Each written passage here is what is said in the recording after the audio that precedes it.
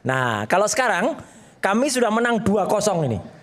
Iya. Karena apa? Karena alhamdulillah akhirnya KPU, Komisi Pemilihan Umum Pusat dan KPU DKI Jakarta sudah memberikan bentuk ijazah yang selama ini disembunyikan oleh seorang pengecut yang tidak berani menampilkan ijazahnya. Ya, pengecut itu malah sampai menuduh, wah itu orang yang pengen melihat ijazahnya nanti lihat di pengadilan gitu. Apa lihat di pengadilan susah amat? KPU aja udah ngasih. Nih. Itu 2019 dan 2012. 2019 ini yang sebelah kiri, ini 2012 yang sebelah kanan. Setelah ini yang saya perhatikan ya, setelah mendapatkan salinan ini, Mas Roy dengan serta-merta yakin bahwa ijazahnya 99,9% palsu. Iya, Dari mana? karena bentuk format ijazah ini sudah ada dalam buku yang kami susun bertiga, kami dengan Dr. Tifa, dengan Dr. Resmond yang sekarang lagi ada di perjalanan menuju Jakarta. Ini adalah sama persis yang kami teliti dan kesimpulannya 99,9% palsu. Udah clear, itu gak terbantahkan. Kalau mau bantah, bantahlah buku dengan ilmiah. Oke, 3 hal yang membuat argumentasi itu bisa diterima akal sehat. Ya, yang pertama ijazah ini, penampilan ijazah ini berbeda dengan 3 ijazah pembanding. 11-15 miliknya Frono Jiwo, 11-16 milik almarhum Hari Mulyono, 11-17 milik Sri Murti Ningsih. Bedanya cetakannya? Bedanya cetakannya beda. Jadi yang lain itu, yang 3 tadi yang saya sebut, Mas Aiman pernah saya tunjukkan di sini. Beberapa kali kita itu clear banget. Jelas banget A-nya rapi masuk ke dalam. Ini A-nya mencotot keluar. Ya, keluar. 1. Yang kedua, ini pas fotonya itu di atas cap. Mana ada orang pas foto kok kemudian di atas cap. Sebentar, itu kan fotokopi, bisa dicek bahwa itu di atas cap. Iya, kami sudah meriksa yang lebih bagus. Maksudnya? Kami sudah meriksa yang berwarna. Juga kan? Enggak, yang kami periksa yang hanya si Dian Sandi yang itu sama. Oke, ternyata sama, maka dari situ. Yang kami periksa yang diposting oleh Bareskrim tanggal 22 Mei.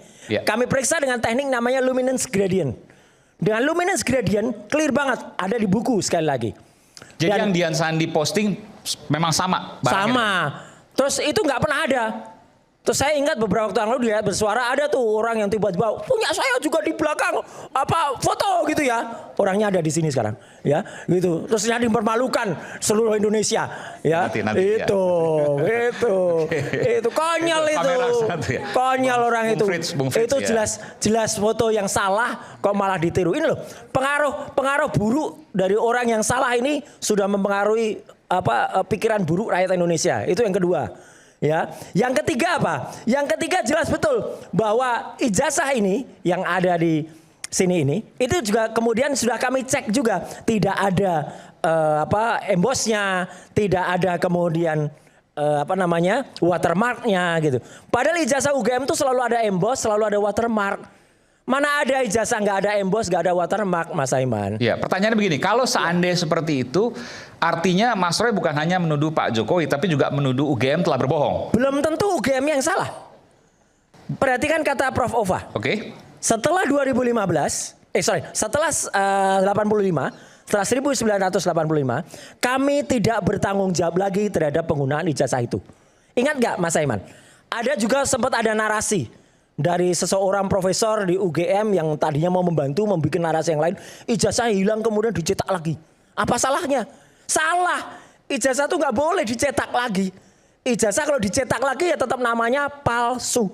Itulah yang kita kejar. Kalau logikanya seperti itu artinya betul, ini UGM kan mengakui bahwa Pak Jokowi lulus dari UGM. Ya itu nanti satu pertanyaan lain. Oke. Ya. Tapi bahwa kemudian setelah tahun 85 tidak bertanggung jawab, katakanlah misalnya itu palsu. Artinya memang betul Pak Jokowi sempat berkuliah dan lulus di UGM, tapi karena satu dan lain hal untuk mendaftarkan pilkada dan pilpres menggunakan ijazah palsu kan.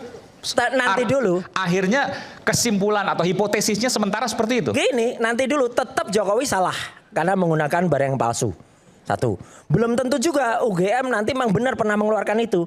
Apakah benar kemarin Dr. Resmond ke UGM menanyakan ini sarjana mudanya mana?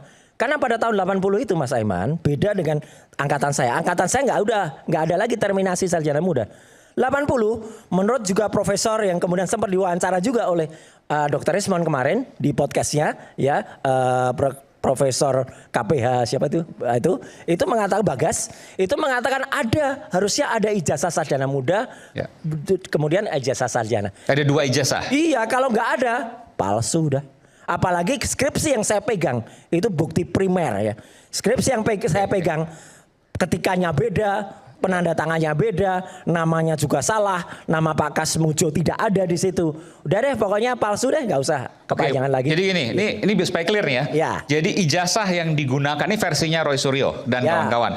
Mas Roy mengatakan ijazah yang digunakan untuk mendaftar KPUD DKI untuk Gubernur DKI Jakarta pada waktu tahun itu 2012. dan Pilpres 2019. Ya, 2019, 2014. Ya, untuk mendaftar Pilpres itu menggunakan ijazah palsu versi Roy Suryo. Satu lagi yang kita tunggu yang dari Solo. Oke, yang wali kota. Wali kota. Tetapi bahwa UGM mengatakan ijazah Pak Jokowi asli, lalu kemudian sempat berkuliah di UGM, Mas Roy belum secara yakin membantah itu. Gini, sudah kami bantah, hanya kami tunggu saja tanggal mainnya, ya, dan kemudian tinggal tunggu saja kapan UGM menyatakan penyesalannya dan bersalah, itu aja. Artinya sudah ada bukti-bukti juga. Ada, nanti ada muncul semua bukti. Kenapa nggak digugat UGM ya? Oh, nanti dulu, masa semuanya dikeluarin, kesenangan dong termol-termol itu, ya, gitu. Tapi Mas Roy sudah menyimpan bahwa UGM Ada.